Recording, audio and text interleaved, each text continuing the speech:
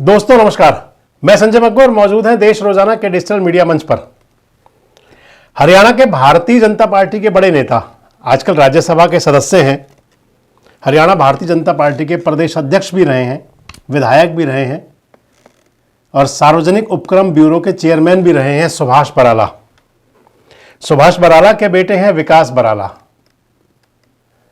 आपको याद आ रहा होगा एक वो समय जब सुभाष बराला के बेटे विकास बराला पर आरोप लगा था सीनियर आईएएस अधिकारी की बेटी के साथ छेड़छाड़ का। मामला ये 2017 का है, यानी कि आज से 7 साल पहले। उस मामले में 5 महीने तक जेल में रहना पड़ा था विकास बराला को, सुभाष बराला के बेटे को।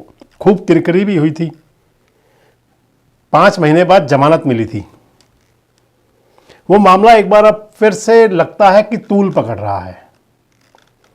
उस मामले के अंदर, यानी कि आईएएस अधिकारी की बेटी के साथ छेड़छाड़ के मामले में जो गवाह थे वो गवाहों को दोबारा बुलाया गया है।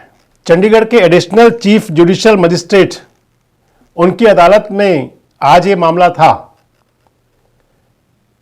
बराला साहब के वकील गए उसके अंदर, रविंद्र पंडित, और उन्होंने कहा कि गवाहों से क्रॉस एग्जामिनेशन के लिए, यानी कि क्रॉस जिरह के लिए उन्हें समय चाहिए और अदालत ने उनको समय दे दिया। 16 जनवरी को उनको दोबारा पेश होना होगा उन गवाहों को जो गवाह थे।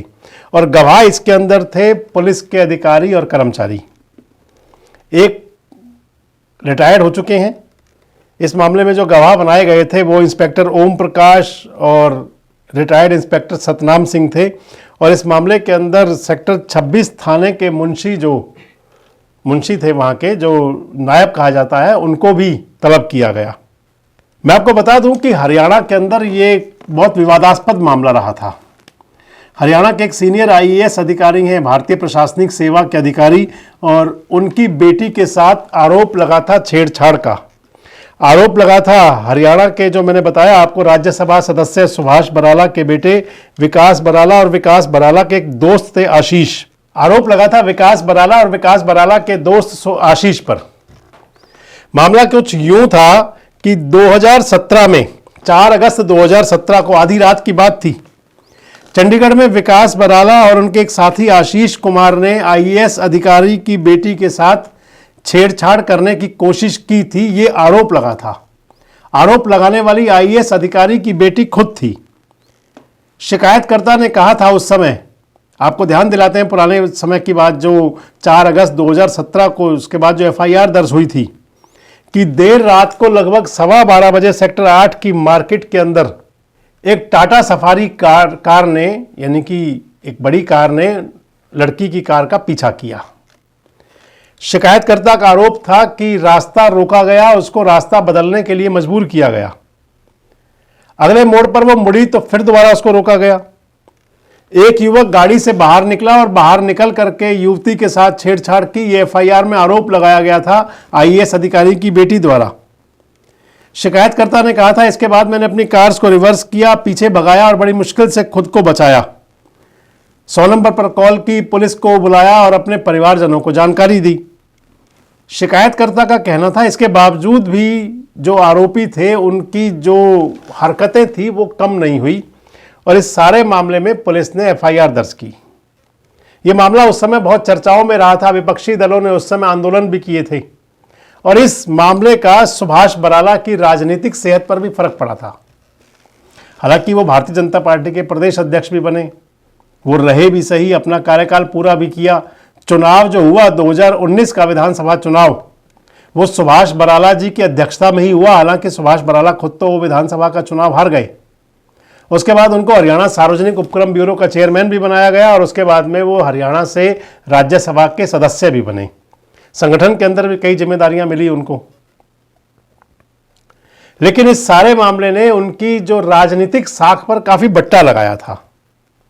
और अब इस मामले में, क्योंकि ये मामला अदालत में विचाराधीन है, उस समय आशीष और विकास बराला, यानी कि सुभाष बराला जी के बेटे और उसके दोस्त, दोनों पर भारतीय दंड संहिता की धारा जो उस समय चलती थी 363 और 511, यानी कि जान से मारने की धमकी और किडनैप करने का प्रयास, छेड़छाड़, इन तमाम मामलों के अंदर एफआईआर दर्ज हुई थी।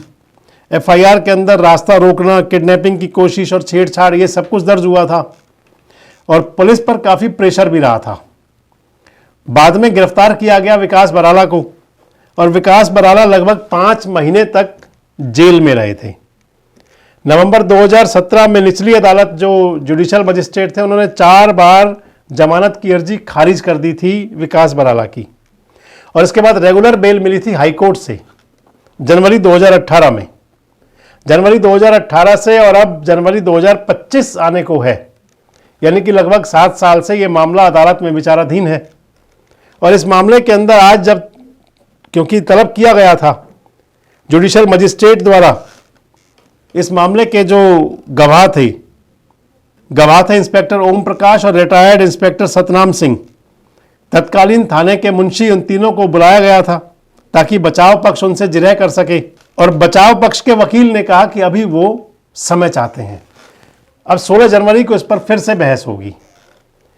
सबसे महत्वपूर्ण बात यह है कि आखिर वो मामला था क्या जो इतनी चर्चाओं में रहा और न्यायिक प्रक्रिया जो है, न्यायिक प्रणाली है, जिस पर कई बार सवाल उठते हैं, कई बार बातें आया करती हैं कि आखिर अदालतों में केस इतने लंबे क्यों चलते हैं।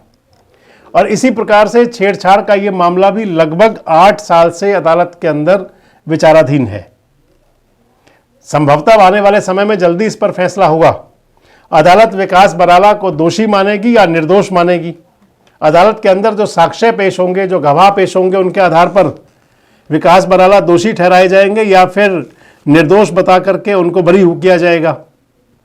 लेकिन महत्वपूर्ण बात यह है कि एक सीनियर आईएएस अधिकारी जिसकी बेटी के साथ, लेकिन महत्वपूर्ण बात यह है कि सीनियर आईएएस अधिकारी जो अपने आप में पावरफुल हुआ करते हैं, आईएएस आईपीएस बड़े पावरफुल होते हैं, उनकी बेटी के साथ में छेड़छाड़ और एक पॉलिटिशियन के बेटे पर आरोप, यानी कि जिन सब पर जिम्मेदारी है कानून बनवाने की, कानून की पालना करने की, अगर उन्हीं के बीच में ये सब कुछ होता है तो इसका संदेश क्या है, पैगाम क्या है।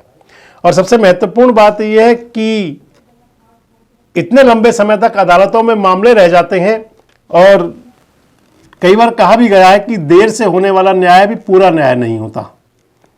अगर विकास बराला दोषी ठहराए जाते हैं तो भी और विकास बराला निर्दोष साबित होते हैं तो भी, लेकिन इतने लंबे समय तक मामला चलना कहीं ना कहीं सबको पेचीदा बना दिया करता है। वैसे आपको क्या लगता है कि क्या इस मामले में विकास बराला की मुश्किलें बढ़ सकती हैं और या फिर वो अदालत में निर्दोष साबित होंगे? आपको क्या लगता है कि वो सारा मामला और घटनाक्रम रहा क्या होगा? कमेंट बॉक्स में जरूर बताएं। जुड़े रहे हमारे साथ, देखते रहें देश रोजाना। हमारे साथ जुड़े रहने के लिए सब्सक्राइब करें देश रोजाना के YouTube चैनल को और नई वीडियो की नोटिफिकेशन पाने के लिए बेल आइकन जरूर दबाएं। अगर आप ये वीडियो Facebook या Instagram पर देख रहे हैं तो पेज को लाइक और फॉलो जरूर करें और ज्यादा से ज्यादा शेयर करें।